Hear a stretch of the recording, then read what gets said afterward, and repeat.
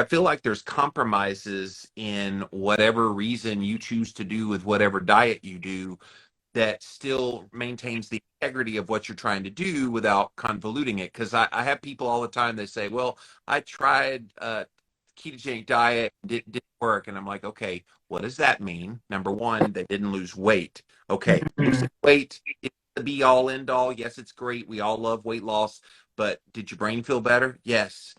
Were you full of energy? Yes. Did you have all these? Yes.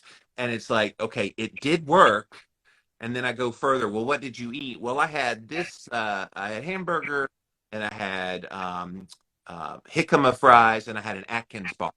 Okay, now we're getting somewhere, but maybe where you didn't get the full results. And so that's got to be another frustrating part, that trying to like, all right, don't add things I don't say to add. So, Yes, no, there's definitely a lot of value from eating like real whole food. And no matter what nutrition approach you take to reach your goals, you will see a lot of propaganda in the diet space of just all these artificial things inside of products that actually don't serve you at all.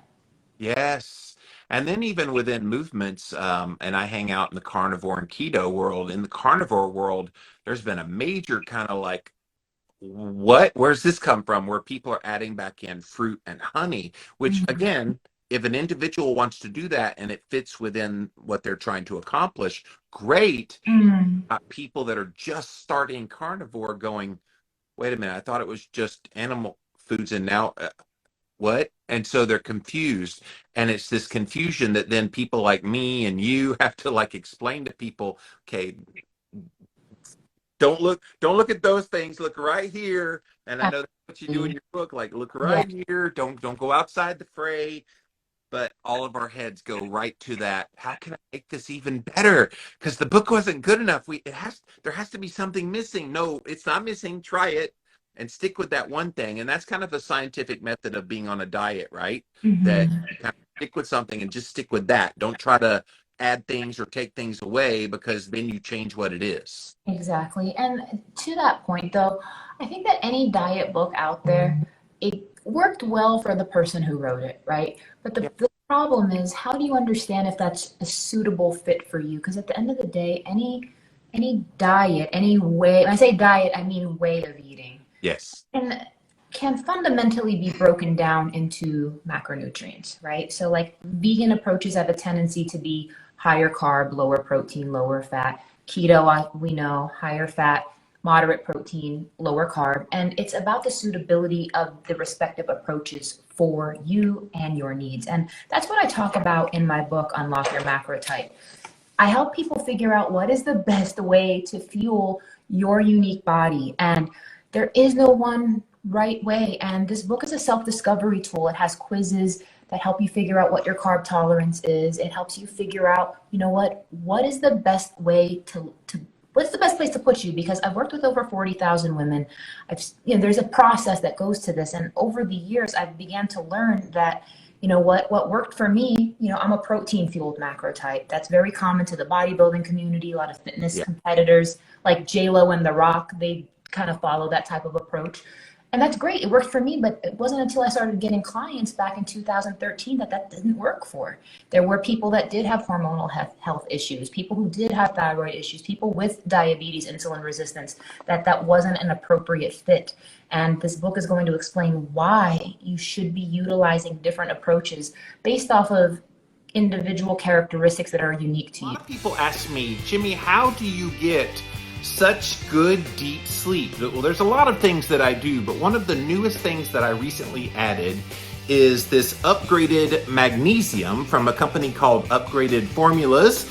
Go to their website, upgradedformulas.com, and you can learn all about this nano technology that they use for this particular mineral of magnesium. Again, it's called Upgraded Magnesium, and it's got all the different forms of magnesium in it, using the nanotechnology so it gets absorbed a lot better. Guys, I have seen my deep sleep improve by as much as 30 to 40% simply by adding in this product along with sunshine exposure, darkness in the room, cooler temperature, all of the things that I always have done.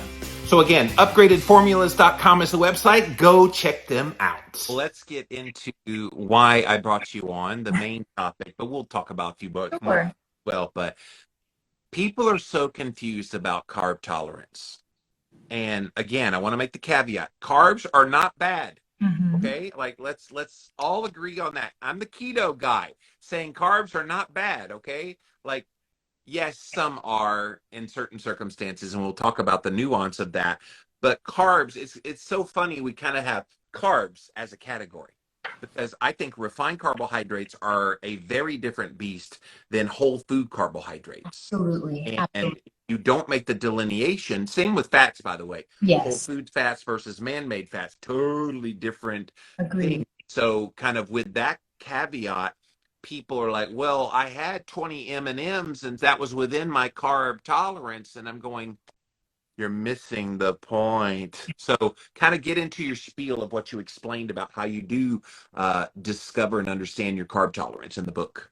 So, your carb tolerance is going to depend on several factors. It's going to depend on your body's ability to handle what your glucose metabolism is. So your glucose metabolism is essentially how efficiently your body can take carbohydrates out of your blood and migrate them into the cells as usable energy.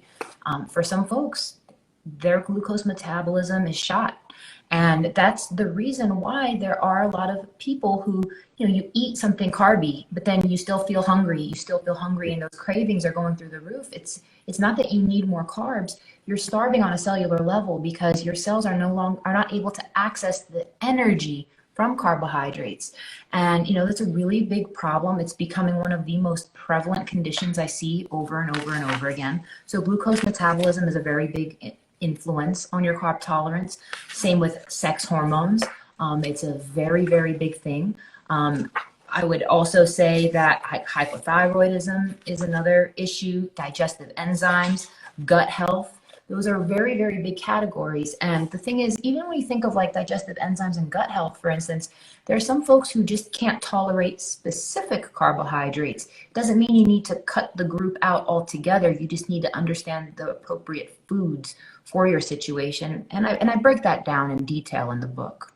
Well, and it's why when the whole gluten-free movement started, I was like, okay, that's maybe a part of the issue, but all these people suddenly say, oh, I need to be gluten-free. I'm like, you ask them why. Oh, well, it must be healthy. And it's like, okay, for some people, it is healthy, but are you in that category? Are you celiac? Have Yes. like really dig deep about what you believe when it comes to nutritional principles. Is there a bug or something in front of your camera? No, my camera keeps like going black. I don't know why. So I Oh, keep okay. touching it so I can still see you. Sorry about that. I hope it doesn't look awkward. Oh, like she keeps like flipping her finger. I'm Yes, like, there a yes, sorry flyer? about Oh, man. that. Sorry, got distracted. But yeah, people they latch on to trends. And some trends are good. Like I feel like a refined sugar-free option is a great trend for most people. Sugar in that way doesn't really nourish you in any way. But the gluten thing and I just get frustrated in the nutrition space because I've been around so long now, Christine, that I've seen all the ups and downs of this. And I'm like, I'm seeing similar patterns in all of these. It happened with Atkins, it happened with paleo, it happened with keto, and now carnivore. It feels like people jump on bandwagons rather than trying to figure out what's right for them. Yeah, it's the nutrition space is very polarizing.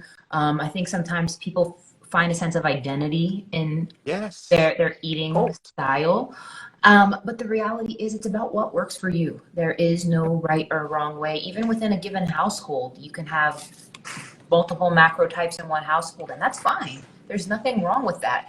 I think that people really need to just start getting to the place where they're like, you know what, I need to figure out what works for me and why.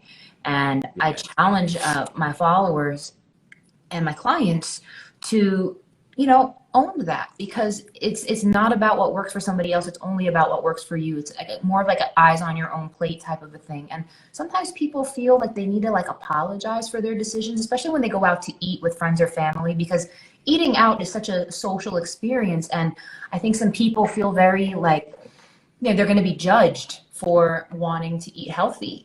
But Oh my gosh, when I go out to dinner, they're like, "Well, Jimmy Moore's here, so I'll have to eat keto." I'm like, What? no, you don't. Eat whatever works for you. I tell my friends, I'm like, I'm not the macro police. Yeah, Like, eat what works for you. I don't care how you eat. Go eat a Hmm. cookie if you want a cookie. It's not often. That's a choice you make, and like Hmm. how individuals making choices that they feel are best for them and for their mental health. Maybe that cookie is best for them in that moment, and then they get right back Hmm. on plan. Great. Like, but I feel like there's just this. Yeah, you're right. It's a judgmentalness, or at least an assumption that there would be judgment, and it's so not true. We tell ourselves so many stories up here that just don't match the reality. Agreed. I couldn't agree with you more. Yeah. So, guys, on page 107, again, we're talking to Christine Hronec from Gauge Girl Training, and she is Unlock Your Macro Type is the name of her book. Page 107, Find Your Macro Type Quiz.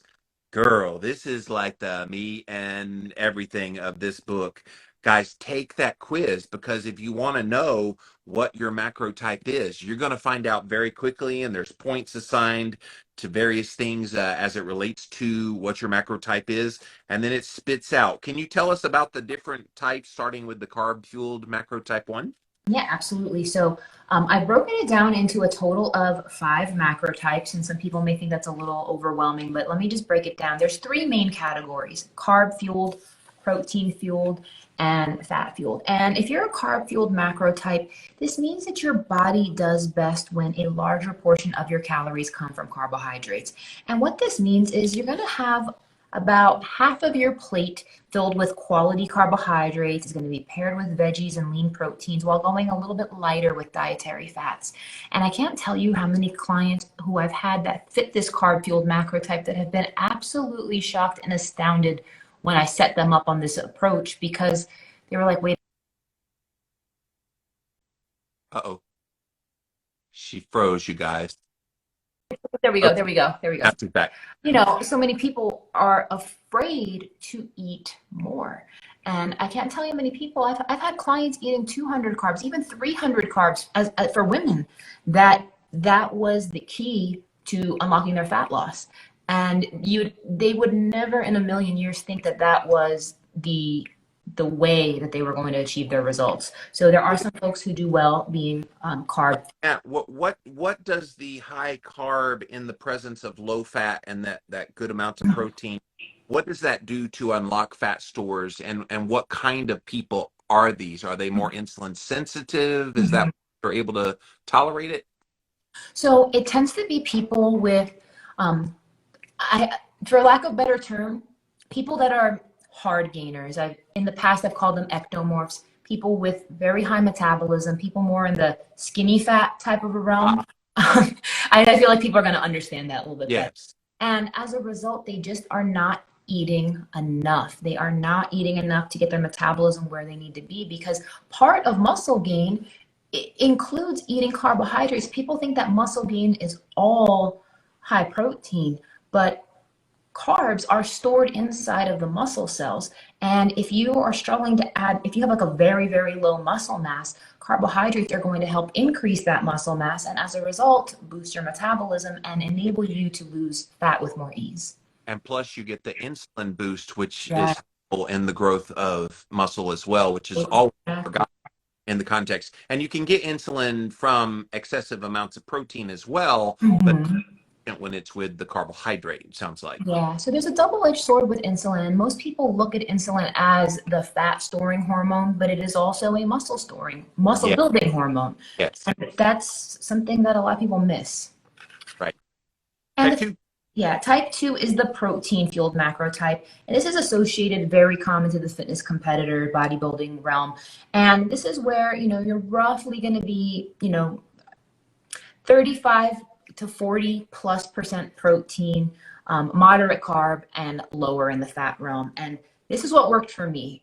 Once when I was really trying to figure out how to get abs, how to get that fit look, I thought that by running marathons, I would be able to get that look. I thought I just needed to burn more calories. I didn't realize that the calorie composition I was consuming was wrong. Once I started shifting my body to more protein, Jimmy, it blew my mind, because I was so angry. I was like, what am I doing wrong? Like, what Yeah. am I doing wrong? Because, like, I remember seeing Janet Jackson with like those abs, and I was like, I want to look like that. I'm like, what am I doing? That's incorrect.